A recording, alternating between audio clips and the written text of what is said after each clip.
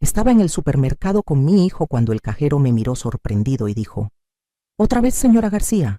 Es la tercera vez hoy». Sentí un escalofrío recorrer mi espalda. Era mi primera vez en ese lugar. Acababa de llegar de México para visitar a mi hijo en Los Ángeles.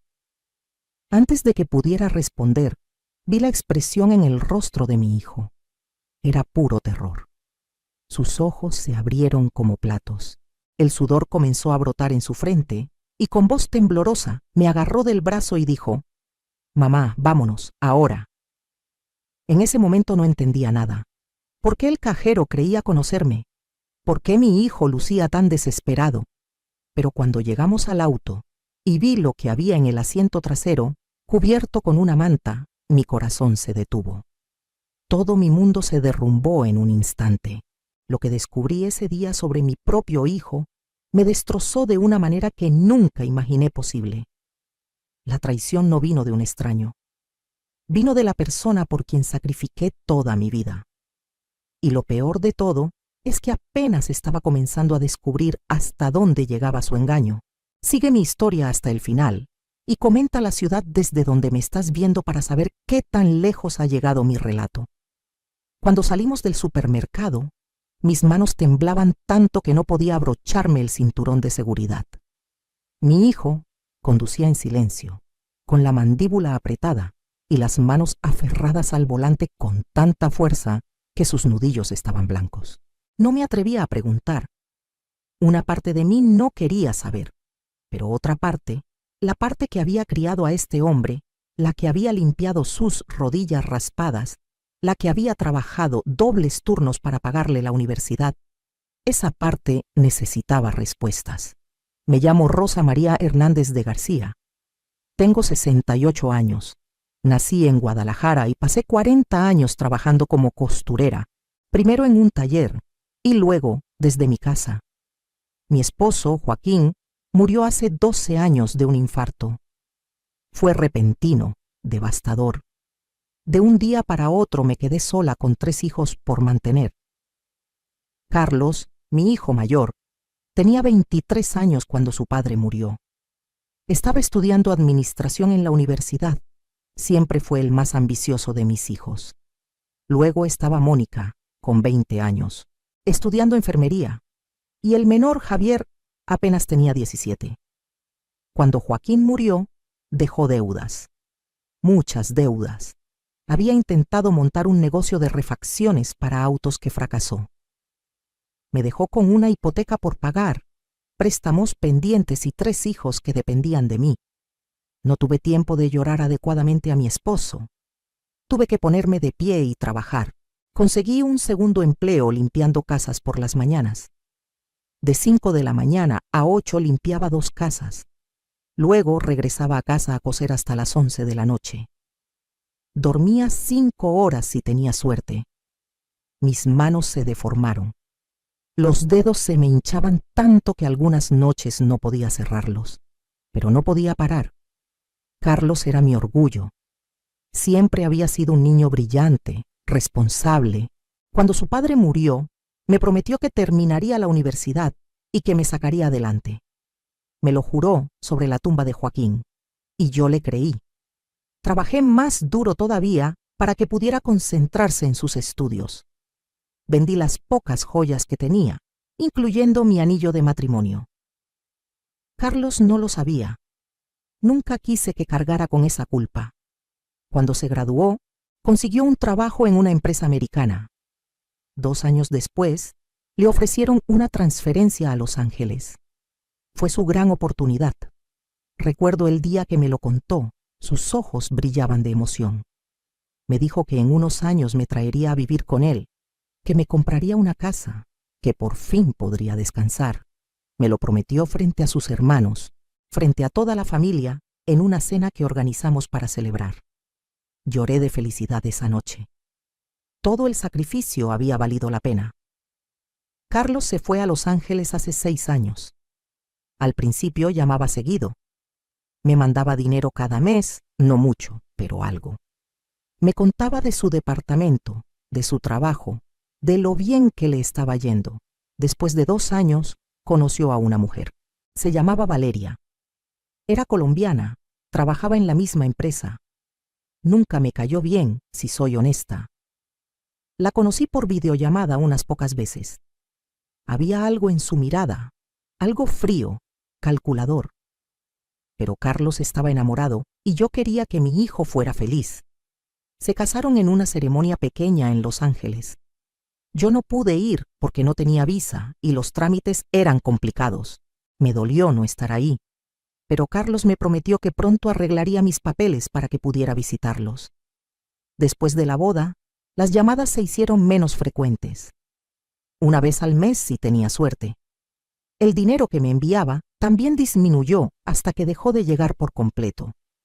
Cuando le preguntaba, siempre tenía una excusa, que estaban ahorrando para una casa, que Valeria había dejado el trabajo para estudiar una maestría, que los gastos en Estados Unidos eran muy altos. Yo entendía, o al menos trataba de entender. Mientras tanto, yo seguía trabajando. A mi edad, con mis manos cada vez más débiles, con mi espalda que me dolía tanto que había noches en que no podía levantarme de la cama. Mónica, mi hija, me ayudaba cuando podía, pero ella tenía su propia familia. Y Javier estaba tratando de establecerse en su trabajo. No quería ser una carga para ellos. Hace 3 meses Carlos me llamó. Fue una sorpresa porque habían pasado casi 2 meses sin saber de él. Sonaba extraño, distante. Me dijo que Valeria estaba embarazada, que iban a tener un bebé. Debía haber sentido alegría pura. Iba a ser abuela por primera vez del hijo de Carlos. Pero había algo raro en su voz, algo que no podía identificar. Le pregunté si todo estaba bien. Me dijo que sí, que solo estaba estresado por el trabajo. Luego, casi como si se le hubiera ocurrido de repente, me dijo: «Mamá, ¿por qué no vienes a visitarnos? Ya es tiempo de que tramites tu visa y vengas a conocer dónde vivimos».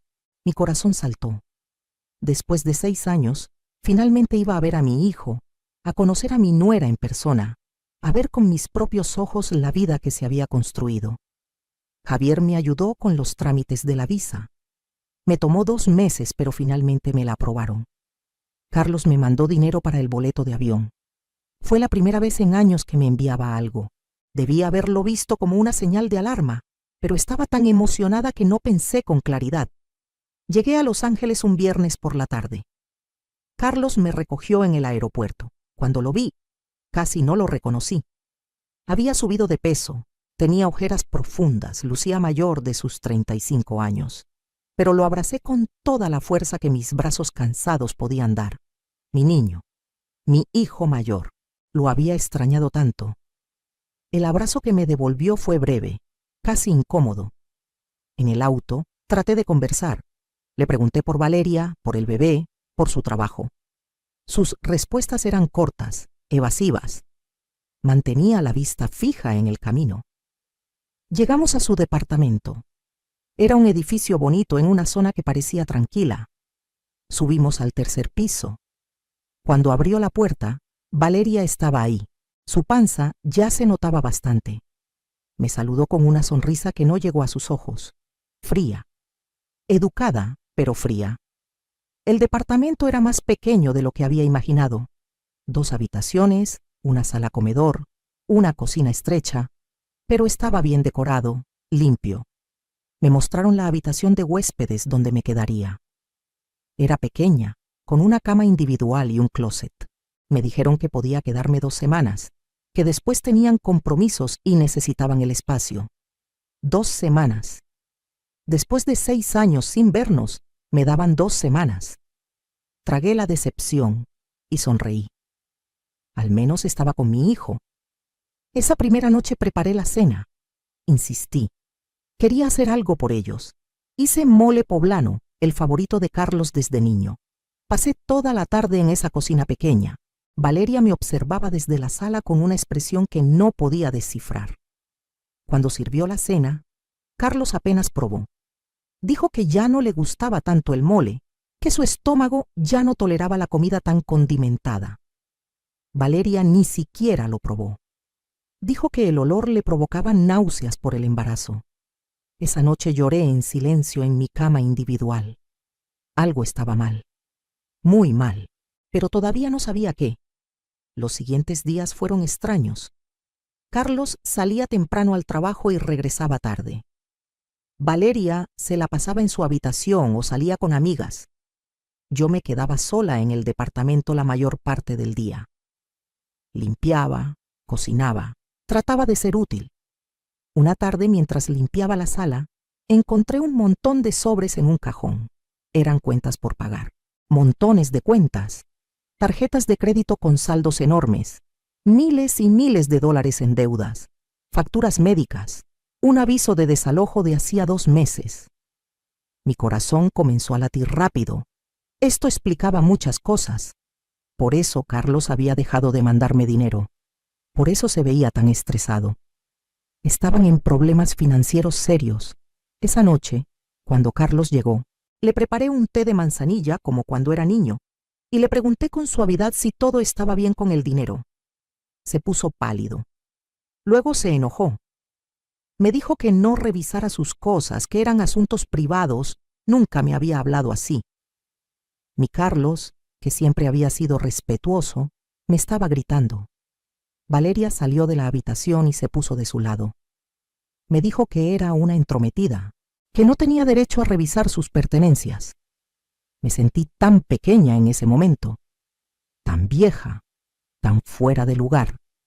Esa noche escuché que discutían en su habitación.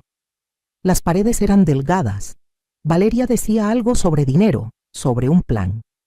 Carlos sonaba angustiado. No pude escuchar todo, pero oí mi nombre varias veces. Decidí que al día siguiente hablaría con Carlos, con calma, de madre a hijo. Le ofrecería ayuda. Tenía algunos ahorros, no mucho, pero algo.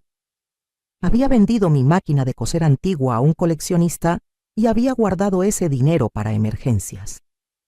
Era para mi futuro, para cuando ya no pudiera trabajar, pero Carlos era mi hijo. Si estaba en problemas, yo lo ayudaría, como siempre lo había hecho. Al día siguiente era sábado. Carlos me dijo que necesitaba ir al supermercado a comprar cosas para la semana. Me pidió que lo acompañara. Me pareció extraño porque Valeria siempre era quien hacía las compras, pero me alegró pasar tiempo con él.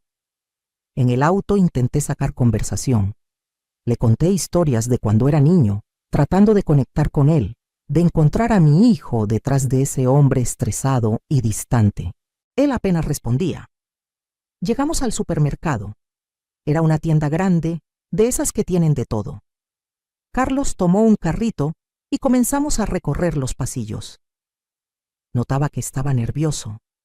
Sudaba, aunque el aire acondicionado estaba fuerte. Revisaba su teléfono constantemente. Tomaba productos del estante y los ponía en el carrito casi sin mirar qué eran. Cuando llegamos a la caja, había un cajero joven, tal vez de unos 20 años, de origen latino por su aspecto. Comenzó a pasar los productos. Entonces me miró y dijo con una sonrisa amigable: «¿Otra vez, señora García? Es la tercera vez hoy». El tiempo se detuvo. Mi cerebro trataba de procesar lo que acababa de escuchar. ¿Tercera vez? Yo acababa de llegar ahí. Era mi primera vez en ese supermercado. Era mi primera vez en ese vecindario. Antes de que pudiera decir algo, sentí la mano de Carlos apretando mi brazo con fuerza. Lo miré y lo que vi en su rostro me aterró. Puro pánico. Sus ojos estaban desorbitados. Su cara había perdido todo el color. Me apretó más fuerte y dijo entre dientes: «Mamá, vámonos, ahora». El cajero se dio cuenta de que algo pasaba. Su sonrisa se desvaneció. «Señora, ¿se encuentra bien?». Carlos ya estaba empujando el carrito lejos de la caja. «Nos equivocamos de tienda, vámonos». Me jaló del brazo, casi arrastrándome hacia la salida. Dejamos el carrito lleno ahí. La gente nos miraba. El cajero nos llamaba, confundido. Salimos casi corriendo hacia el auto. Una vez adentro, Carlos arrancó tan rápido que las llantas rechinaron. Sus manos temblaban en el volante. Yo estaba en shock, tratando de entender qué acababa de pasar. Finalmente encontré mi voz. «Carlos, ¿qué fue eso? ¿Por qué ese muchacho me llamó señora García? ¿Por qué dijo que era mi tercera vez ahí? Él no respondió. Sus ojos estaban fijos en el camino, su mandíbula apretada. Carlos, contéstame. Me estás asustando. Silencio. Miré hacia el asiento trasero, buscando alguna explicación, cualquier cosa que me ayudara a entender. Fue entonces cuando la vi. Una manta doblada, pero debajo asomaba algo. Una bolsa. Una bolsa del mismo supermercado del que acabábamos de salir huyendo. Con manos temblorosas me estiré y levanté la manta. Lo que vi me dejó sin aliento. No era una bolsa, eran 3 bolsas, llenas de productos, comida, artículos de higiene, productos para bebé. Todo todavía con las etiquetas de precio. Nada había sido pagado. Dios mío, el susurro salió de mi boca sin que pudiera controlarlo. Carlos pisó el freno tan fuerte que salí disparada hacia adelante. Gracias a Dios traía puesto el cinturón. Estacionó el auto a un lado de la calle. Se quedó ahí, con las manos en el volante, respirando agitadamente. Yo miraba las bolsas, luego a mi hijo, luego las bolsas otra vez. Mi mente se negaba a aceptar lo que era tan obvio. Carlos. Mi voz salió rota. ¿Qué es esto? Silencio. Carlos, por favor. Finalmente giró hacia mí. Tenía lágrimas en los ojos. Lágrimas de frustración, de vergüenza, de rabia. Es comida, mamá. Es comida para nosotros. Para Valeria, para el bebé que viene. Sentí que el mundo se movía bajo mis pies. Pero estas bolsas no están pagadas, tú las robaste. Pronunciar esas palabras me dolió físicamente. ¿Cuánto tiempo llevas haciendo esto? Él se limpió las lágrimas con rabia. ¿Qué querías que hiciera, mamá? Nos van a desalojar el próximo mes. Debo 4 meses de renta. Las tarjetas están al máximo. Valeria no puede trabajar por el embarazo de alto riesgo. Mi sueldo apenas alcanza para las facturas médicas. ¿Querías que dejáramos morir de hambre al bebé? No podía respirar. Sentía como si alguien me estuviera apretando el pecho con ambas manos. Este no podía ser mi Carlos, mi hijo, el niño que había criado con valores, con principios, el que iba a misa conmigo todos los domingos, el que me había prometido cuidarme en mi vejez.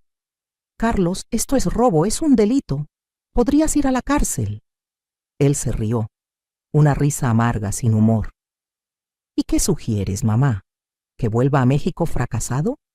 ¿Que admita que no pude lograrlo aquí? ¿Que todo el sacrificio que hiciste fue en vano? Sus palabras eran como cuchillos. Cada una se clavaba en mi corazón. Prefiero que vuelvas fracasado pero honesto a que termines en la cárcel, hijo. Esto no está bien y lo sabes.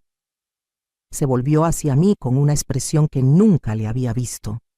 Había dureza en sus ojos, resentimiento. ¿Honesto? Como papá. Él fue honesto. Intentó hacer las cosas bien. ¿Y sabes dónde terminó? Muerto de estrés a los 50 años, dejándonos una montaña de deudas. No voy a ser como él. Esas palabras me dolieron más que cualquier golpe físico. No hables así de tu padre. Mi voz tembló. Él hizo lo mejor que pudo. Nos amaba. Pues su amor no pagó las cuentas, ¿verdad? Fuiste tú quien tuvo que matarse trabajando. Tú con tus manos destruidas, tu espalda rota. Él nos dejó en la ruina. Las lágrimas corrían por mis mejillas. Carlos, por favor, esto no es culpa de tu padre. Y robar no es la solución. Hay otras opciones. Podemos buscar ayuda, hablar con servicios sociales. Yo puedo. ¿Tú puedes qué, mamá? Me interrumpió. ¿Mandarnos dinero? ¿Con qué? ¿Con tu pensión miserable? ¿Con lo que ganas cosiendo? Cada palabra era como veneno. Tengo ahorros, no es mucho, pero... Su expresión cambió. Se iluminó. Una luz codiciosa apareció en sus ojos que me hizo retroceder instintivamente en mi asiento. ¿Ahorros? ¿Cuánto? La forma en que lo preguntó me puso la piel de gallina. No sonaba como mi hijo preguntándole a su madre. Sonaba como un extraño calculando una oportunidad. Carlos no es. ¿Cuánto, mamá? Insistió. Su voz era más dura ahora. Vendí mi máquina de coser y he estado guardando algo cada mes. Tengo unos 80,000 pesos. Vi cómo hacía el cálculo en su cabeza. Unos $4,000. Eso nos ayudaría. Nos daría tiempo. Podría pagar 2 meses de renta, comprar lo que necesitamos para el bebé. Mi estómago se revolvió. No estaba preguntando. Estaba asumiendo, como si mi dinero, el dinero que había ahorrado trabajando hasta que mis manos sangraran, automáticamente fuera suyo.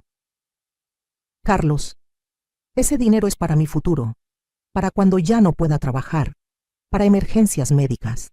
Tengo 68 años. Y yo soy tu hijo. Tu nieto viene en camino. ¿No quieres ayudar a tu familia? Había algo manipulador en la forma en que lo dijo, como si mi negativa me convirtiera en una mala madre, en una mala abuela.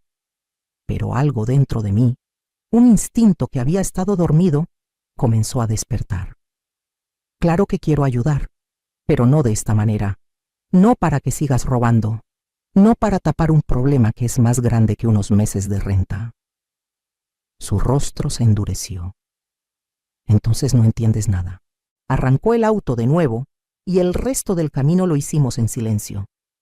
Un silencio denso, pesado, lleno de cosas no dichas. Cuando llegamos al departamento, Valeria estaba esperando. Miró las bolsas que Carlos sacaba del auto y sonrió. Le ayudó a meterlas al departamento. Yo los seguí en estado de shock. Los vi guardar los productos robados como si nada, como si fuera lo más normal del mundo. Valeria notó mi expresión. ¿Qué pasa, Rosa? ¿Te sientes mal? Te ves pálida.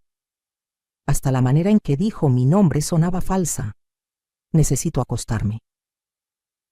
Fui a mi habitación y cerré la puerta. Me senté en la cama individual y traté de procesar todo. Mi hijo era un ladrón. Había estado robando quién sabe cuánto tiempo, y su esposa lo sabía. Lo apoyaba. ¿Qué más no sabía yo? ¿Qué más me estaban ocultando? Esa noche, fingí estar dormida cuando escuché que Carlos y Valeria hablaban en la sala. Sus voces llegaban amortiguadas a través de la puerta. Me levanté en silencio y la abrí apenas una rendija. Tu mamá sabe. Era la voz de Valeria tensa. Lo sé. El idiota del cajero la confundió conmigo. Carlos sonaba frustrado. ¿Crees que vayas a decir algo? Es mi madre. No va a denunciarme a la policía.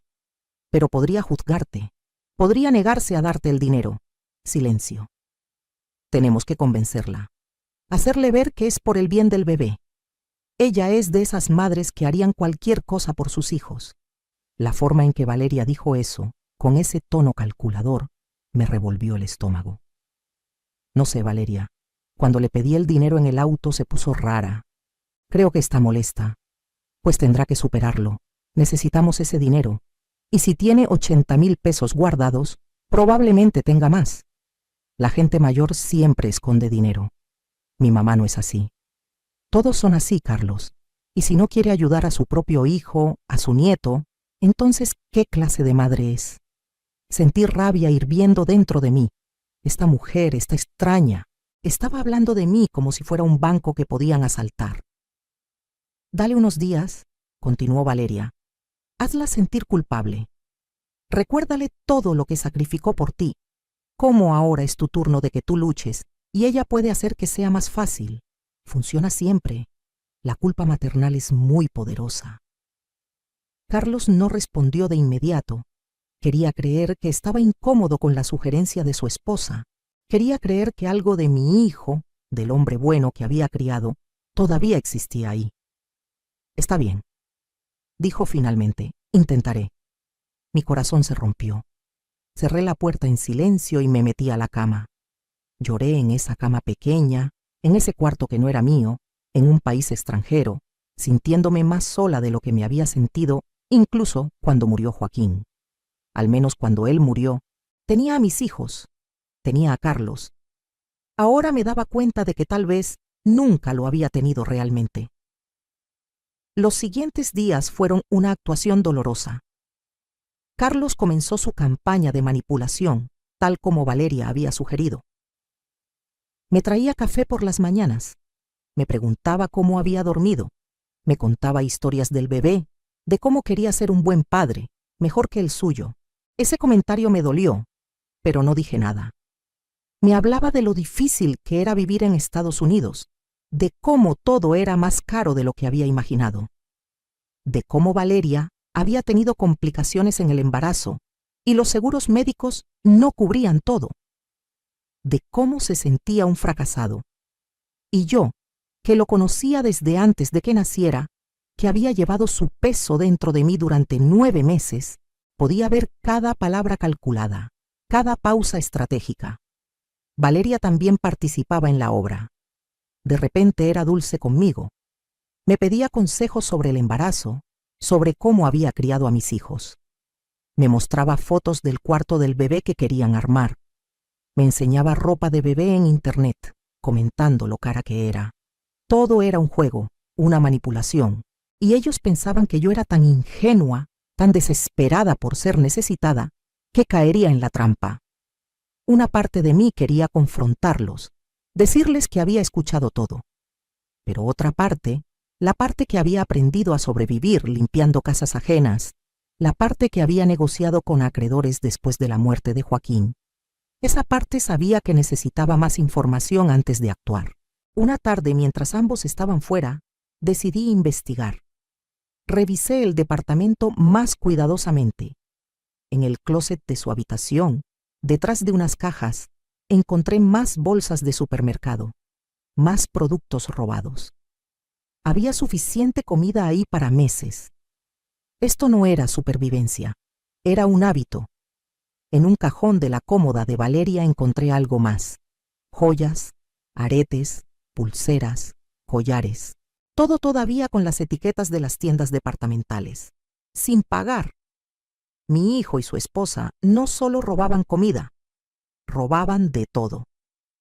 Encontré también documentos, estados de cuenta bancarios que mostraban la verdad completa de su situación financiera. Era peor de lo que Carlos había admitido, mucho peor. Debían más de $40,000 entre tarjetas de crédito, préstamos personales y facturas médicas. Pero lo que más me impactó fue encontrar un cuaderno con la letra de Valeria. Estaba escondido entre sus cosas personales dentro de una caja de zapatos en el fondo del closet. Lo abrí y comencé a leer.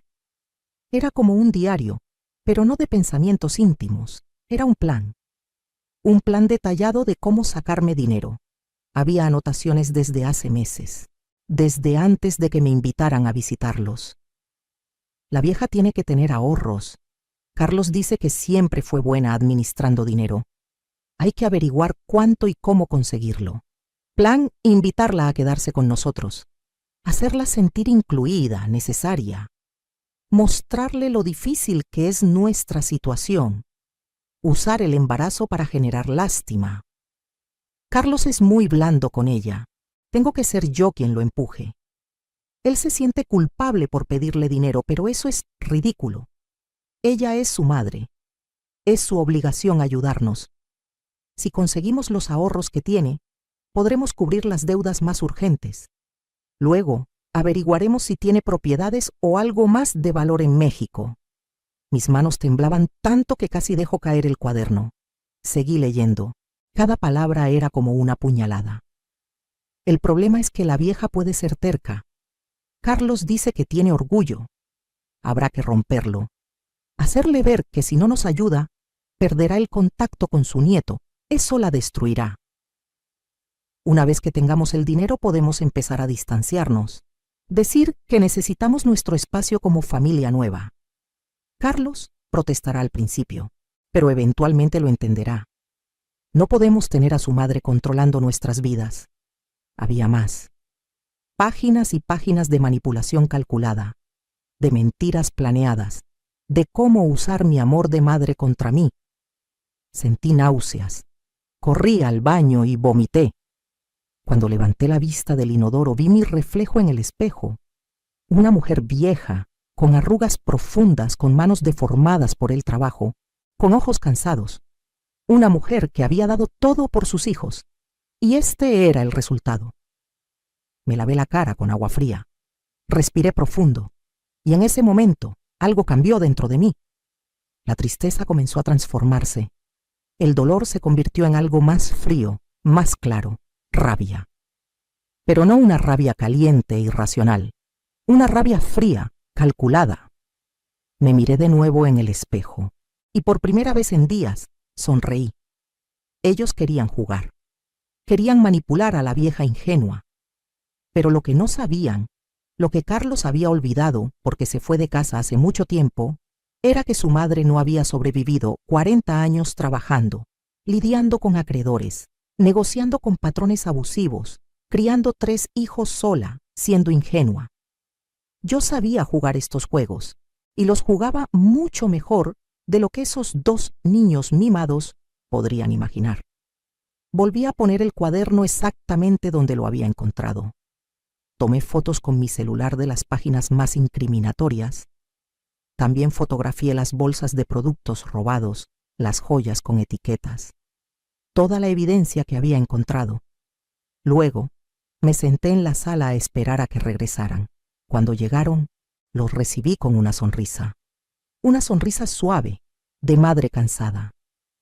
«Hijos, necesitamos hablar». Carlos se tensó inmediatamente. Valeria mantuvo su máscara de preocupación. «¿Qué pasa, Rosa? ¿Te sientes mal?» No, estoy bien. Es solo que he estado pensando mucho estos días. Sobre ustedes, sobre el bebé, sobre su situación». Los vi intercambiar una mirada de triunfo apenas disimulado. Pensaban que había funcionado, que su plan había dado resultado. «He sido egoísta», continué. Mi voz sonaba quebrada, vulnerable. Estaba actuando y lo estaba haciendo bien. He estado pensando solo en mí, en mi futuro, en mis miedos. Pero ustedes son mi familia, mi hijo, mi nieto. ¿Qué clase de madre, qué clase de abuela sería si los dejara sufrir cuando puedo ayudar? Vi cómo los ojos de Valeria brillaban. Carlos se veía aliviado, pero también un poco incómodo. Tal vez quedaba algo de conciencia en él, solo un poco. «Mamá, no tienes que…», comenzó a decir. «Sí tengo que hacerlo, hijo. Es mi obligación, mi alegría». Tragué saliva, haciendo parecer que me costaba trabajo continuar. «Quiero darles mis ahorros. Quiero que los usen para el bebé, para estabilizarse». Valeria casi brincó de emoción, pero se contuvo. En cambio, vino hacia mí y me abrazó. Un abrazo falso, vacío. «Rosa, no sabes lo que esto significa para nosotros. Eres un ángel, una bendición». Carlos se acercó también. Me tomó las manos. «Mamá, te prometo que pagaremos cada peso, en cuanto mejore nuestra situación». «No te preocupes por eso, hijo. El dinero va y viene. La familia es para siempre». Las palabras casi me ahogaron al pronunciarlas, sabiendo que eran mentira, sabiendo lo que ellos realmente pensaban de mí. «Hay solo un problema», dije, fingiendo pena. «¿Cuál?». Valeria preguntó y noté un toque de alarma en su voz. «El dinero está en México, en mi cuenta de banco. No puedo transferirlo desde aquí porque no traje mi token de seguridad. Tendría que volver a Guadalajara a hacer la transferencia». Vi la decepción en sus rostros. Valeria recuperó la compostura primero. «No puedes pedirle a alguien que lo haga por ti, a Mónica o Javier». Negué con la cabeza. «Solo yo puedo acceder a esa cuenta. Es una cuenta especial que abrí hace años. Ni siquiera mis otros hijos saben de ella». Eso era cierto. Había aprendido después de la muerte de Joaquín a ser cuidadosa con el dinero, a tener cuentas que solo yo manejara. «¿Cuánto tiempo te tomaría ir y volver, Clis?», preguntó Carlos. «Si tomo un vuelo mañana, podría estar de vuelta en 3 o 4 días. Haría la transferencia y regresaría para estar aquí cuando nazca el bebé». Era mentira. Por supuesto. No pensaba volver jamás. Pero ellos no necesitaban saber eso todavía. Valeria y Carlos se miraron. Podía ver sus cerebros funcionando, calculando. «Está bien», dijo Carlos finalmente. «Pero regresa pronto, ¿sí? Te vamos a extrañar». Más mentiras. Esa noche, mientras ellos dormían, reservé mi vuelo. Salía a las 6 de la mañana del día siguiente. También hice algo más. Redacté un correo electrónico. Un correo largo, detallado, adjuntando todas las fotos que había tomado. Las fotos de los productos robados, de las joyas con etiquetas, de las páginas del cuaderno de Valeria. Lo dirigí a la administración del edificio donde vivían. Les expliqué que mi hijo y su esposa estaban involucrados en actividades ilegales, que tenía evidencia de robo sistemático y que como persona de moral cristiana no podía en conciencia permanecer callada. Les pedí que investigaran y que si era necesario, contactaran a las autoridades. Programé el correo para enviarse automáticamente 24 horas después de mi partida. Para cuando lo recibieran, yo ya estaría a salvo en México. También envié un correo a Mónica y a Javier. Les conté todo. Les adjunté las mismas fotos, les expliqué la manipulación, el plan para sacarme dinero. Les dije que estaba bien, que estaba volviendo a casa y que por favor no intentaran contactar a Carlos, que lo dejaran enfrentar las consecuencias de sus acciones. A las 4 de la mañana me levanté en silencio, me vestí, empaqueté mis pocas pertenencias, escribí una nota y la dejé en la mesa de la cocina. La nota decía: «Carlos, he pensado mejor las cosas. No voy a darte mi dinero, no para que sigas robando, no para que sigas mintiendo. Criarte fue el honor de mi vida. Ver en qué te convertiste es mi mayor dolor. Busca ayuda, hijo. Busca a Dios. Busca tu conciencia. Con amor y decepción, tu madre». Llamé un taxi que me esperó abajo. Bajé con mi maleta. Cerré la puerta del departamento por última vez y me fui. En el taxi, camino al aeropuerto, lloré. Lloré por mi hijo. Lloré por los años perdidos. Lloré por las ilusiones rotas, pero también, en algún lugar dentro del dolor sentí algo más. Libertad. Me había liberado. Ya no era la madre que se sacrificaba hasta destruirse. Ya no era la mujer que permitía ser usada en nombre del amor maternal. Era Rosa María Hernández, una mujer de 68 años que finalmente estaba eligiéndose a sí misma. El vuelo de regreso a México fue largo. Tuve mucho tiempo para pensar, para procesar, para llorar un poco más, pero también para planear, porque esto no había terminado. No iba a permitir que Carlos y Valeria salieran impunes. Y definitivamente no iba a permitir que pensaran que habían ganado. Cuando aterricé en Guadalajara, Mónica y Javier me estaban esperando en el aeropuerto. Me abrazaron fuerte. Mónica lloraba. «Mamá, leímos tu correo. No podemos creer que Carlos haya hecho eso. Estamos en shock». Javier, mi hijo menor, se veía furioso. «Voy a hablarle, voy a decirle». «No», dije firmemente. «No van a mí a hacer nada. Esto lo manejo yo. Carlos tiene que aprender esta lección solo». Me llevaron a casa, mi casita pequeña en Guadalajara. Cuando abrí la puerta y entré, sentí como si hubiera estado fuera años en lugar de solo una semana. Todo estaba como lo había dejado. Mi máquina de coser nueva en la esquina, mis plantas en la ventana, las fotos de mis hijos en las paredes, las fotos de Carlos cuando era niño. Tendría que quitarlas, o tal vez no. Tal vez las dejaría como recordatorio. Esa noche sola en mi cama, en mi casa, revisé mi teléfono. Tenía 3 llamadas perdidas de Carlos, 2 mensajes de texto. «Mamá, ¿dónde estás? Mamá, encontré tu nota. Por favor, llámame. Podemos hablar de esto». No respondí.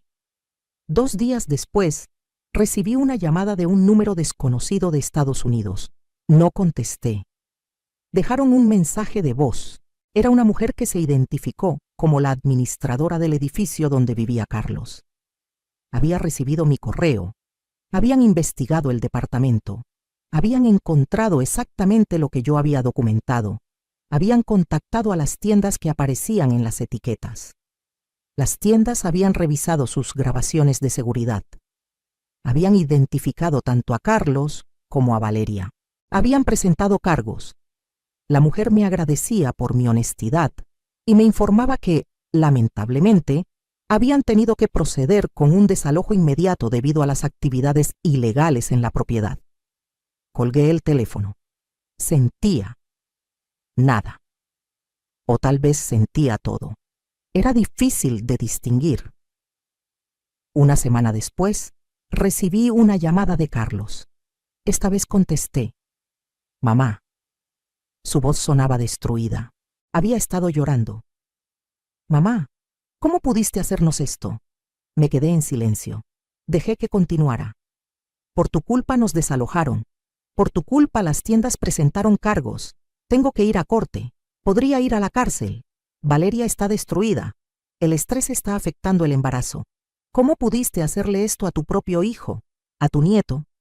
Respiré profundo. Carlos, yo no te hice nada. Tú hiciste esto. Tú elegiste robar. Tú elegiste mentirme. Tú elegiste, junto con tu esposa, manipularme y usarme. Necesitaba ayuda. Estaba desesperado. Y yo te habría ayudado. Si hubieras sido honesto, si hubieras venido a mí con la verdad, como un hijo a su madre, habríamos encontrado una solución juntos. Pero no querías mi ayuda. Querías mi dinero sin rendir cuentas. Querías usarme. Eres mi madre. Se supone que debes apoyarme incondicionalmente. Esas palabras me dolieron, pero también me dieron claridad. Apoyarte sí. Permitir que me uses, que me faltes al respeto, que cometas crímenes, no.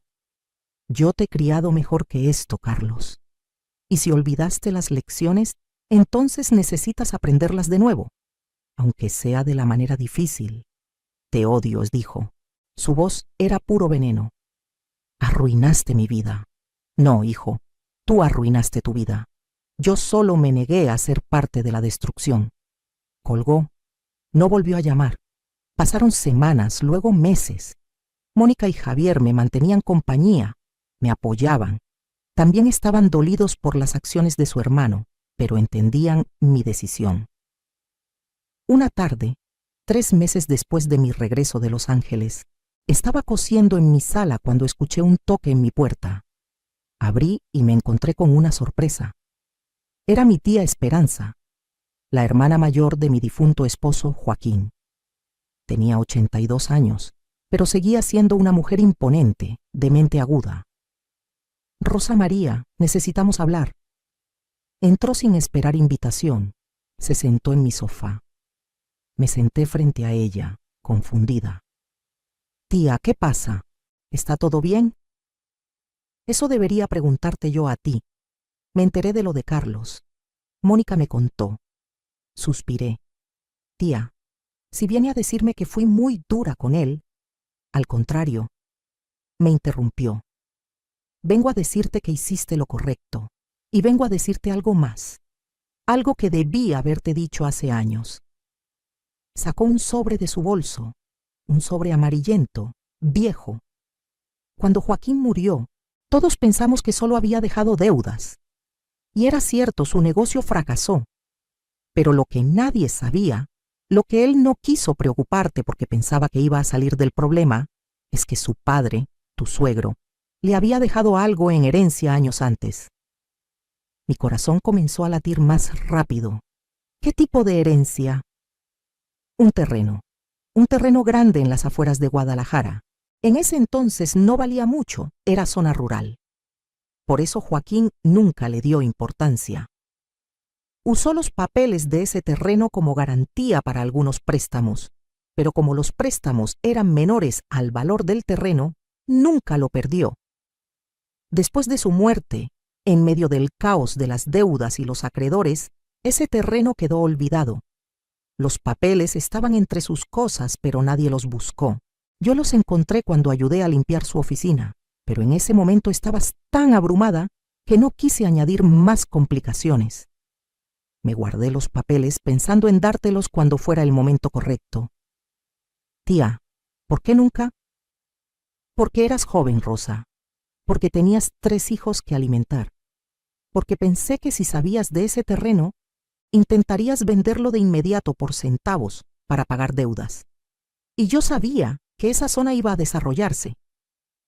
Lo sabía porque mi esposo trabajó en planificación urbana municipal. Él vio los planos de expansión de la ciudad, así que decidí guardar el secreto, esperar a que el terreno incrementara su valor y dártelo cuando realmente lo necesitaras. Abrió el sobre. Adentro había escrituras, documentos legales, papeles oficiales. Ese terreno ahora está en una de las zonas más desarrolladas de Guadalajara. Han construido plazas comerciales, fraccionamientos residenciales, todo alrededor. El terreno de Joaquín, que tiene 2 hectáreas, vale ahora una fortuna. Me quedé sin palabras. ¿Cuánto? Pregunté con un hilo de voz. Mandé tasarlo el mes pasado, cuando Mónica me contó lo de Carlos, y me di cuenta de que tal vez necesitarías recursos para reconstruir tu vida. El valor estimado es de 35 millones de pesos. El mundo se detuvo. 35 millones de pesos. Eso era casi 2 millones de dólares. No podía ser real. Tía, esto no, yo no. Es tuyo, Rosa. Siempre fue tuyo. Era de Joaquín, y cuando él murió, pasó a ti como su esposa. Aquí están todos los papeles, están a tu nombre. Solo necesitas ir al registro público a actualizarlos. Tomé los documentos con manos temblorosas. Los leí. Una y otra vez. Era real. Todo era real. Comencé a llorar. Lloré tanto que mi tía se levantó y me abrazó. Llora, mija. Llora todo lo que necesites. Te lo mereces. Después de todo lo que has sufrido, después de todo lo que has trabajado, después de todo lo que has dado, finalmente el universo te devuelve algo. Esa noche, después de que mi tía se fue, me senté en mi cama con los documentos. Pensé en Joaquín, en cómo, incluso después de muerto, estaba cuidando de mí, en cómo había trabajado tanto para dejarme algo, aunque no vivió para verlo fructificar. Gracias, mi amor, susurré al aire. Gracias por seguir cuidándome. Los días siguientes fueron un torbellino. Contraté un abogado. Fuimos al registro público. Actualizamos toda la documentación. Todo estaba en orden. El terreno era legalmente mío. Comenzaron a llegarme ofertas de compra. Desarrolladores inmobiliarios que habían estado esperando que ese terreno saliera al mercado. Las ofertas eran generosas, muy generosas. Pero no tenía prisa. Por primera vez en mi vida, podía tomarme mi tiempo para tomar decisiones. Una tarde, 2 semanas después de recibir las escrituras, recibí otra llamada de Estados Unidos. Esta vez era Valeria. Rosa. Su voz no tenía la dulzura falsa de antes. Era pura desesperación. Rosa, por favor, necesitamos hablar. No tengo nada que hablar contigo, Valeria. Por favor, es sobre Carlos. No está bien. Desde que presentaron los cargos, desde que nos desalojaron, no es el mismo. Está deprimido, no come, no duerme. Consiguió un abogado público, pero dice que probablemente vaya a la cárcel. Va a perderse el nacimiento de nuestro hijo. Todo está destruido, todo por tu culpa. No, todo por sus decisiones. Necesitábamos ayuda. Tú tenías dinero y te negaste a ayudar a tu propio hijo. Algo en mí se quebró. No de tristeza, de rabia fría. Escúchame bien, Valeria. Leí tu cuaderno. Sé exactamente lo que planearon. Sé que me invitaron a Los Ángeles específicamente para manipularme y sacarme dinero. Sé cada mentira, cada estrategia. Así que no me vengas con que necesitaban ayuda. Lo que necesitaban era alguien a quien estafar. Silencio del otro lado. Yo no sé de qué hablas. Por favor, no me insultes más. Tomé fotos de todo. De tu cuaderno, de los productos robados, de todo. ¿De verdad crees que soy tan tonta? Rosa, yo. Estaba enojada cuando escribí eso. No lo decía en serio. Estaba frustrada. Guardaste ese cuaderno. Lo actualizabas regularmente. La última entrada era de 2 días antes de que me fuera. No era frustración vieja, era tu plan actual. Escuché que comenzaba a llorar. Por favor, Rosa, estoy embarazada. Tu nieto está por nacer. ¿De verdad quieres que crezca sin padre porque el padre está en la cárcel? Yo no puse a su padre en riesgo de ir a la cárcel. Él se puso ahí solo. Y tú lo ayudaste. Si tan solo nos dieras el dinero, podríamos pagar un buen abogado. Podríamos hacer un trato. Podríamos empezar de nuevo. Ahí estaba, la verdadera razón de la llamada. Todavía querían mi dinero. No. Dije simplemente, ¿no? ¿Así nada más? ¿No te importa tu nieto? Me importará mi nieto cuando tenga una madre que no sea una manipuladora y un padre que no sea un ladrón. Hasta entonces, ese bebé está mejor sin mi influencia en su vida. Eres una vieja amargada y cruel. Carlos tenía razón. Eres egoísta. Siempre has sido egoísta. Esas palabras, viniendo de una mujer que había planeado estafar a su suegra, que había manipulado a su esposo para que robara, hubieran sido cómicas si no fueran tan tristes. Valeria, te deseo lo mejor. Espero que tú y Carlos aprendan de esto. Espero que encuentren el camino de regreso a la decencia. Pero yo no seré parte de su vida hasta que eso pase. Adiós. Colgué. Bloqueé el número. Bloqueé también el número de Carlos. Si querían contactarme, tendrían que hacerlo a través de Mónica o Javier. Y les había dejado muy claro a mis otros hijos que no pasaran ningún mensaje a menos que fuera una emergencia real. Los meses siguientes fueron transformadores. Finalmente vendí el terreno. No al mejor postor, sino a un desarrollador que me gustó porque su proyecto incluía vivienda de interés social junto con áreas comerciales. Quería que el legado de Joaquín ayudara a familias como la que fuimos nosotros. La venta se cerró en 32 millones de pesos. Un poco menos que la tasación más alta, pero estaba en paz con la decisión. Con ese dinero mi vida cambió completamente. Lo primero que hice fue comprarme una casa nueva. No grande ni ostentosa, pero cómoda, moderna, con un jardín hermoso, en una zona tranquila de Guadalajara. Le compré también una casa a Mónica, quien había estado rentando con su familia. Y ayudé a Javier con el enganche de su primer departamento. Ambos protestaron, dijeron que era demasiado. Pero yo insistí. Ellos habían estado ahí para mí siempre. Se merecían esto. Puse una buena cantidad en inversiones seguras que me daban rendimientos mensuales, suficiente para vivir cómodamente sin tener que coser hasta que me dolieran las manos. Aunque no dejé de coser del todo. Descubrí que me gustaba, cuando era por placer y no por necesidad. Doné dinero a la iglesia de mi colonia, a un refugio para mujeres maltratadas, a una organización que ayudaba a madres solteras. Quería que mi buena fortuna ayudara a otras mujeres que, como yo, habían luchado solas. También me di gustos. Por primera vez en mi vida, me compré ropa nueva. No de segunda mano, no de ofertas, sino ropa que me gustaba simplemente porque me gustaba. Me hice un tratamiento para mis manos. No podía revertir todo el daño de años de trabajo, pero al menos reduje el dolor. Comencé a tomar clases de pintura, algo que siempre había querido hacer, pero nunca tuve tiempo. Descubrí que era buena. Mis pinturas no ganarían premios, pero me hacían feliz. Y eso era suficiente. Viajé. Fui a Oaxaca, a San Miguel de Allende, a la Ciudad de México, lugares en mi propio país que nunca había tenido oportunidad de conocer. Mónica me acompañó en algunos viajes. Fueron de los mejores momentos de mi vida.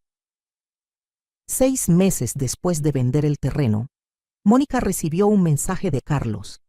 Había nacido el bebé, un niño. Lo habían nombrado Joaquín, como su abuelo. La ironía no se me escapó. Carlos le mandó una foto a Mónica. El bebé era hermoso. Gordito, con mucho cabello negro. Se parecía a Carlos cuando nació. Algo se movió en mi corazón al ver esa foto. Amor. Sí. Pero también tristeza. Tristeza por todo lo que se había perdido, por la relación que pudo haber sido. Carlos le escribió a Mónica que el juicio había terminado. Por ser su primera ofensa y porque devolvió algunos de los artículos robados, le dieron libertad condicional en lugar de cárcel. Tendría que hacer servicio comunitario y pagar multas, pero no iría a prisión. Me alegré por eso. No por él, sino por el bebé. Ese niño merecía tener a su padre, aunque ese padre tuviera mucho trabajo que hacer en sí mismo. Mónica me preguntó si quería que le pasara algún mensaje a Carlos. Lo pensé mucho. Finalmente le dije, dile que lo amo, que siempre lo amaré, pero que amor no significa permitir que te falten al respeto. Cuando esté listo para una disculpa real, para un cambio real, mi puerta estará abierta, pero no antes. No sé si Mónica le pasó el mensaje. Carlos no respondió. Y yo estaba bien con eso. Un año después de mi regreso de Los Ángeles, estaba en mi jardín pintando. Era una tarde hermosa. El sol comenzaba a ponerse, pintando el cielo de naranjas y rosas. Estaba tratando de capturar esos colores en mi lienzo. Escuché el timbre. Dejé el pincel y fui a abrir. Era una mujer joven, tal vez de unos 30 años. Llevaba un bebé en brazos. Me tomó un segundo reconocerla de las pocas videollamadas que habíamos tenido. Valeria. Y el bebé debía ser Joaquín, mi nieto. «Hola, Rosa», dijo en voz baja. Ya no había arrogancia en su voz, solo cansancio. «Hola, Valeria». No abrí la puerta completamente. Me quedé en el umbral. «¿Puedo pasar? ¿Podemos hablar?» «¿Dónde está Carlos?» «En Estados Unidos. Yo volví a México con el bebé. Nos separamos».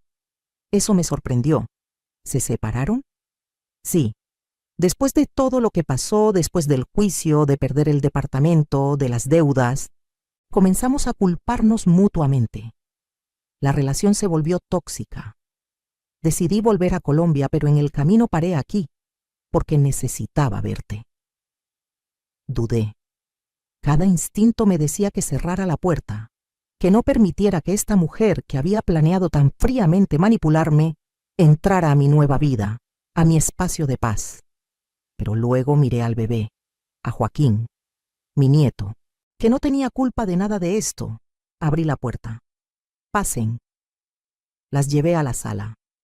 Valeria miró alrededor y vi sorpresa en su rostro. Esta no era la casa de una costurera pobre. Esta era la casa de alguien con recursos. «Linda casa», dijo. «Gracias. ¿Qué necesitas, Valeria?» Se sentó. El bebé comenzó a hacer ruiditos. Ella lo meció automáticamente. «Vine a disculparme», dijo finalmente. «Vine a decirte que tenías razón, sobre todo». La miré en silencio esperando. Cuando te conocí, Carlos me había hablado tanto de ti, de cómo habías sacrificado todo por tus hijos, de cómo trabajaste hasta destruir tu salud para darles educación. Y yo, en lugar de admirarte, te vi como una oportunidad, como alguien que podíamos usar. Hizo una pausa.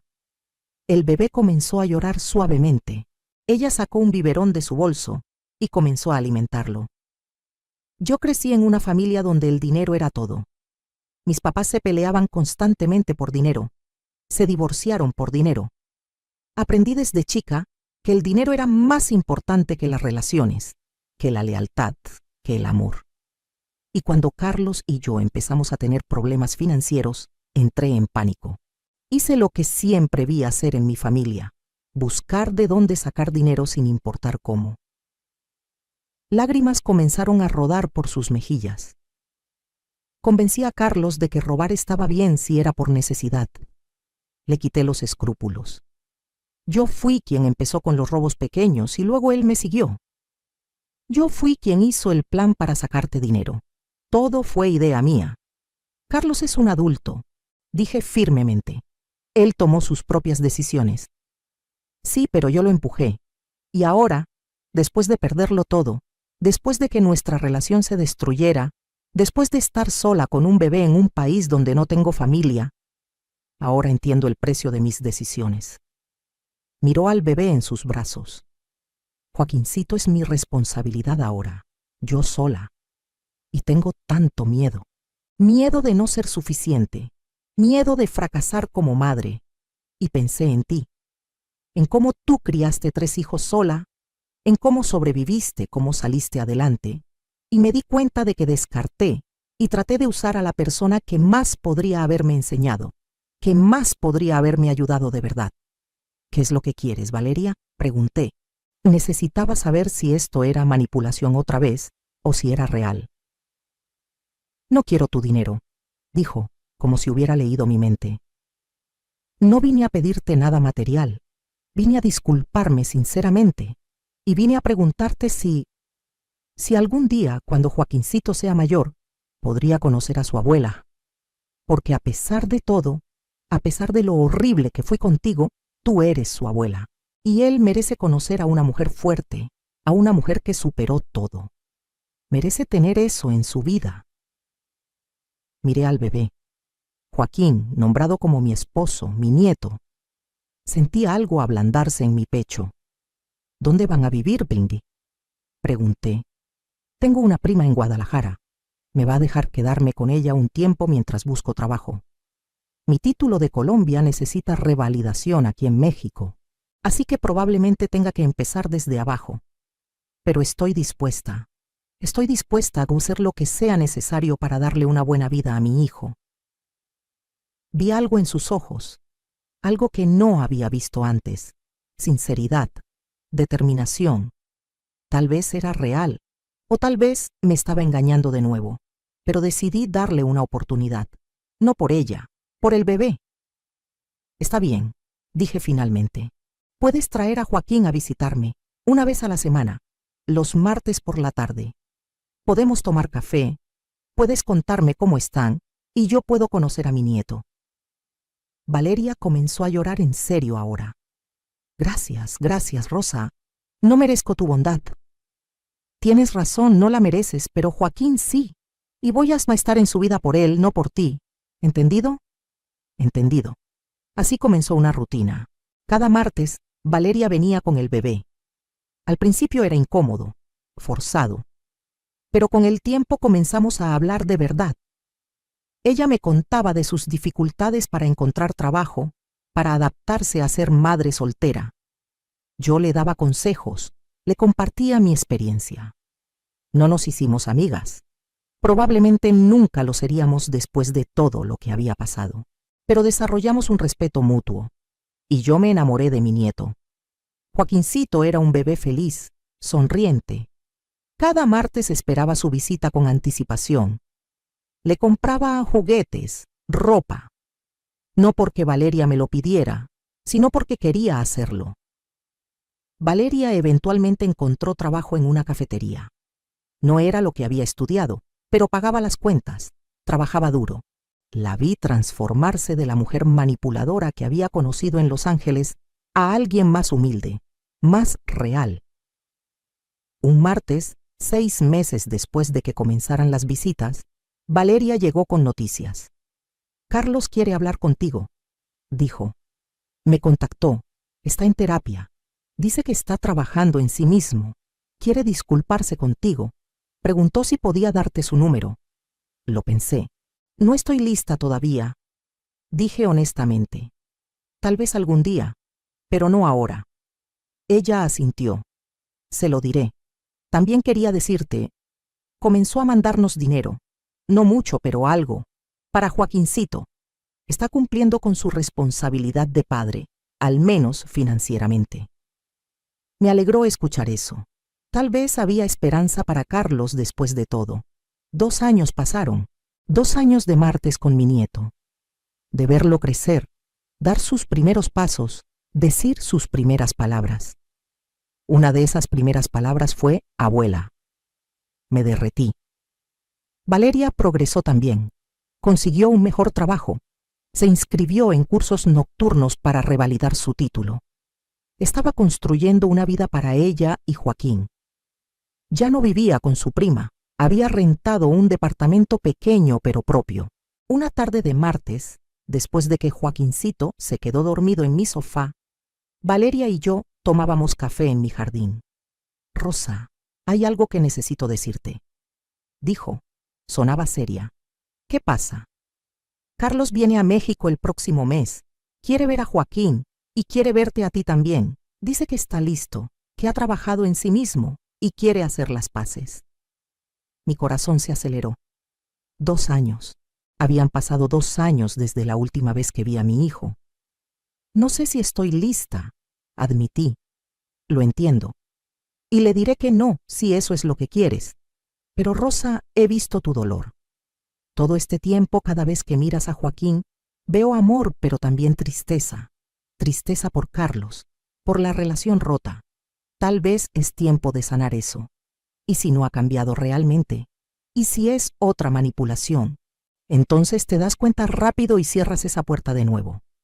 Pero, ¿y si sí cambió? ¿Y si realmente está arrepentido? ¿Quieres perderte la oportunidad de recuperar a tu hijo? Sus palabras me resonaron. Esa noche, sola en mi casa, oré. Oré por sabiduría, por discernimiento, por fuerza. Y sentí una paz, una claridad. Era tiempo. Tiempo de al menos escuchar. Le dije a Valeria que sí, que Carlos podía venir a mi casa, que hablaríamos. El día llegó. Era un sábado por la mañana. Escuché el timbre a las 10 en punto. Respiré profundo y abrí la puerta. Ahí estaba mi hijo, Carlos. Pero no era el Carlos que había dejado en Los Ángeles. Este Carlos era más delgado, tenía más canas, pero sus ojos eran diferentes. Ya no había esa dureza, esa desesperación. Había algo más suave, más humilde. Hola, mamá. Su voz se quebró al decirlo. Hola, hijo. Lo dejé pasar. Nos sentamos en la sala. El silencio era denso. Finalmente, Carlos habló. Mamá, no sé por dónde empezar. Empieza por el principio, dije. Y él lo hizo. Me contó todo. Cómo la presión de vivir en Estados Unidos, de querer tener éxito, de demostrarle al mundo que lo había logrado, lo había consumido. Cómo cuando comenzaron los problemas financieros entró en pánico. Cómo Valeria sugirió el primer robo pequeño y él, en lugar de detenerla, la siguió. Cómo cada robo se hacía más fácil, cómo se justificaban diciéndose que era temporal, que era necesidad. Me contó del plan de traerme a Los Ángeles, de cómo Valeria lo orquestó pero él estuvo de acuerdo, de cómo cada día que yo estuve ahí se sentía más culpable pero estaba demasiado desesperado, demasiado atrapado en las mentiras para detenerse. Cuando encontraste mi nota, dijo con lágrimas en los ojos. Cuando me di cuenta de que sabías todo, sentí alivio. Lo juro, mamá. Parte de mí se sintió aliviada, porque ya no tenía que seguir mintiendo, pero luego vino el enojo, porque enfrentar las consecuencias era aterrador. Así que te culpé. Te convertí en la villana de mi historia para no tener que verme como el villano de la mía. Lloró. Mi hijo de 37 años lloró como cuando era niño. El juicio fue humillante. El servicio comunitario fue duro. Perder a Valeria, aunque nuestra relación ya estaba destruida, fue doloroso. Pero lo peor, mamá, lo peor fue darme cuenta de en qué me había convertido. En qué había convertido los valores que tú y papá me enseñaron. Se limpió las lágrimas. Comencé terapia. Al principio porque era requisito de mi libertad condicional, pero luego porque realmente necesitaba entender qué me había pasado, cómo había llegado a ese punto. ¿Y qué descubriste? Pregunté suavemente. Que pasé tanto tiempo tratando de no ser como papá, tratando de no fracasar como él fracasó, que me olvidé de las cosas en las que él sí tuvo éxito. Él fue honesto, fue amoroso, fue un buen padre. Sí, tuvo problemas financieros. Sí, cometió errores en los negocios, pero nunca perdió su integridad. Y yo, en mi arrogancia, pensé que ser exitoso financieramente era más importante que ser una buena persona. Me equivoqué, mamá. Me equivoqué tanto. Lo escuché cada palabra, y sentí algo. Sentí que estaba siendo honesto, que este arrepentimiento era real. ¿Qué quieres de mí, Carlos? Pregunté. Perdón, dijo simplemente. Sé que no lo merezco. Sé que lo que hice fue imperdonable, pero aún así te pido perdón. Y si no puedes dármelo hoy, lo entiendo. Esperaré. Esperaré el tiempo que sea necesario. Pero necesitaba que supieras que lo siento. Siento haberte usado. Siento haberte faltado al respeto. Siento haber olvidado quién me crió y qué me enseñaste. Me quedé en silencio un largo momento. Luego hablé. Carlos, lo que me hiciste me dolió más que cualquier cosa que haya experimentado. Incluso más que perder a tu padre. Porque tu padre murió, no eligió dejarme. Tú elegiste traicionarme. Elegiste verme como un medio para un fin en lugar de como tu madre. Él asintió, aceptando cada palabra. Pero, continué, también te conozco. Te cargué dentro de mí. Te crié. Limpié tus lágrimas, vendé tus rodillas, te enseñé a leer. Sé quién eres en tu esencia. Y la persona que me traicionó en Los Ángeles no era esa esencia. Era una versión perdida, desesperada de ti. Una versión que olvidó quién era. Lo que hiciste está mal. Las consecuencias que enfrentaste fueron justas. Y nuestra relación nunca volverá a ser lo que era. Esa inocencia, esa confianza ciega, se perdió para siempre. Vi dolor en sus ojos, pero asintió. Entendía. Pero, dije, y vi esperanza brillar. Podemos construir algo nuevo, no como era antes, pero tal vez algo más real. Algo basado en honestidad, en respeto mutuo, en límites claros. ¿Me estás dando otra oportunidad?, preguntó con voz incrédula. Te estoy dando la oportunidad de demostrar que el cambio que dices haber hecho es real. No con palabras, sino con acciones, con tiempo, con consistencia. Lo haré. Mamá, te lo prometo. Pasaré el tiempo que sea necesario demostrándote que puedes confiar en mí otra vez. No me lo prometas a mí, dije. Prométetelo a ti mismo. Promete ser el hombre que tu hijo necesita que seas. El hombre que tu padre habría estado orgulloso de que fueras. Ese día no nos abrazamos. No hubo reconciliación dramática con lágrimas y perdón instantáneo, pero tomamos café juntos, hablamos, y cuando se fue quedamos en que volvería la próxima semana, que tomaríamos las cosas despacio. Los meses siguientes Carlos cumplió su palabra. Venía cada semana cuando estaba en México, siempre a tiempo, siempre respetuoso. Me contaba de su vida, de su trabajo, de su terapia. Yo le contaba de la mía. Comenzamos a conocernos de nuevo, no como madre e hijo en los roles que habíamos jugado por décadas, sino como dos personas adultas tratando de construir una relación saludable. Le conté sobre el terreno, sobre la herencia de su padre, sobre cómo había usado ese dinero para transformar mi vida. Vi sorpresa en su rostro, pero no codicia. No pidió nada, solo dijo, «Me alegro, mamá, te lo mereces.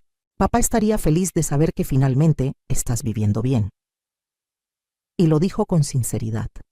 Eso me dijo más que 1000 disculpas. Un año después de esa primera conversación, Carlos consiguió un trabajo en Guadalajara. Decidió mudarse de vuelta a México. Quería estar cerca de su hijo. Quería reconstruir esa relación también. Valeria y Carlos no volvieron como pareja. Ese capítulo estaba cerrado para ambos. Pero aprendieron a ser copadres efectivos, a poner a Joaquín primero, a comunicarse con respeto. Carlos rentó un departamento pequeño, nada lujoso. Vivía sencillamente, dentro de sus medios. Trabajaba duro.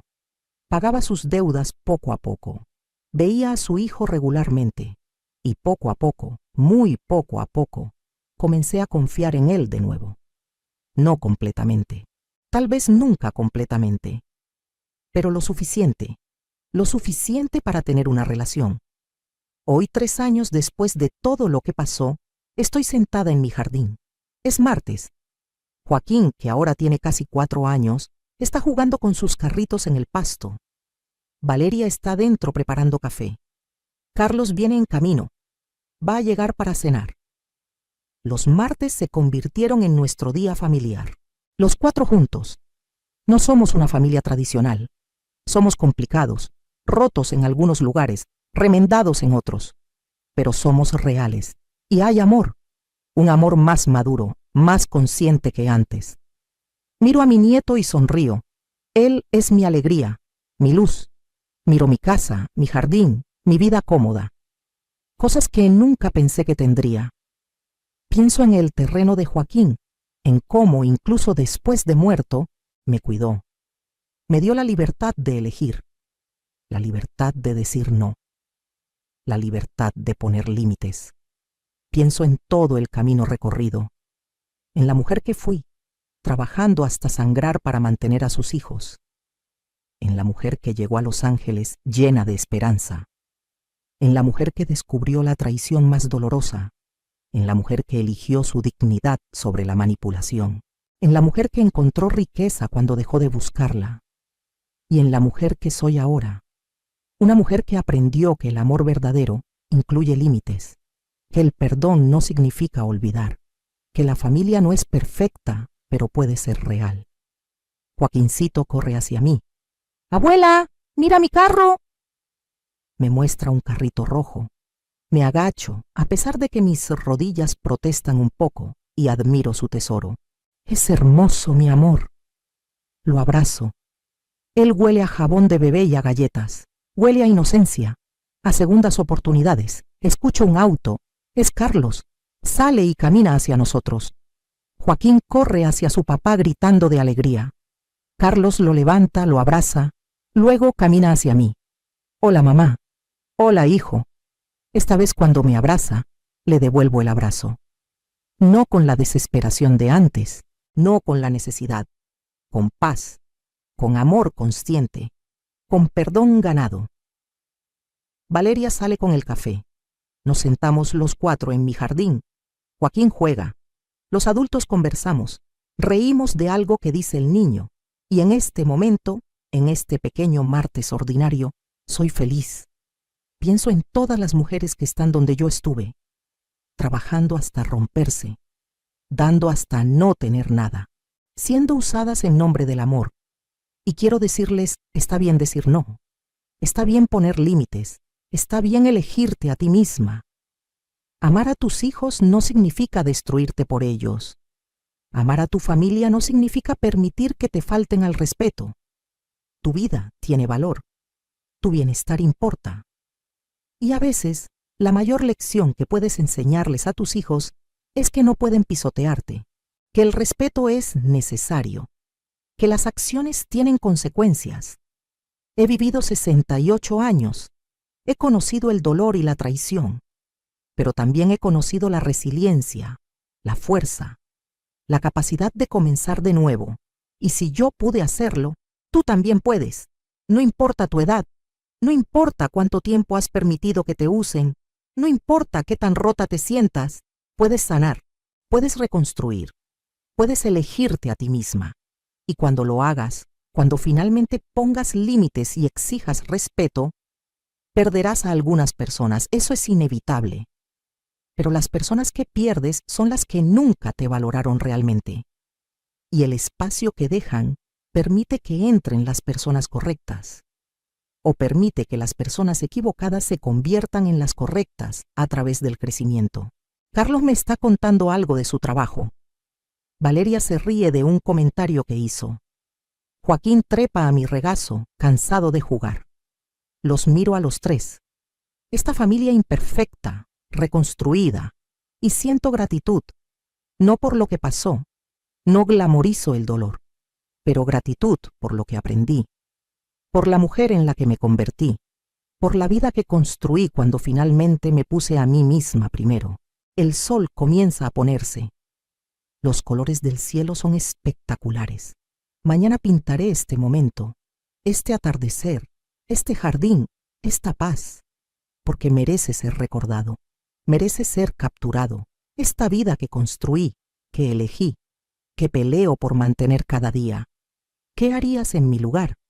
Si descubrieras que tu hijo, la persona por quien sacrificaste todo, te había traicionado, ¿tendrías la fuerza de decir no? ¿Tendrías el valor de elegirte a ti misma? Yo lo tuve. Y cambió todo. Comenta abajo qué harías tú. Comenta desde qué ciudad me estás escuchando. Déjame saber si mi historia te resonó, si te dio fuerza, si te hizo pensar. Porque estas historias necesitan ser contadas. Estas lecciones necesitan ser compartidas para que otras mujeres, otras madres, sepan que no están solas, que su vida importa, que merecen respeto, que pueden comenzar de nuevo, siempre, a cualquier edad. Soy Rosa María Hernández, tengo 71 años, y esta es mi historia de traición, dolor, límites, perdón y renacimiento. Una historia que nunca pensé que viviría, pero que me enseñó la lección más importante de mi vida. Amarte a ti misma no es egoísmo, es supervivencia, es sabiduría, es la base de todo lo demás, y nunca, nunca es demasiado tarde para empezar.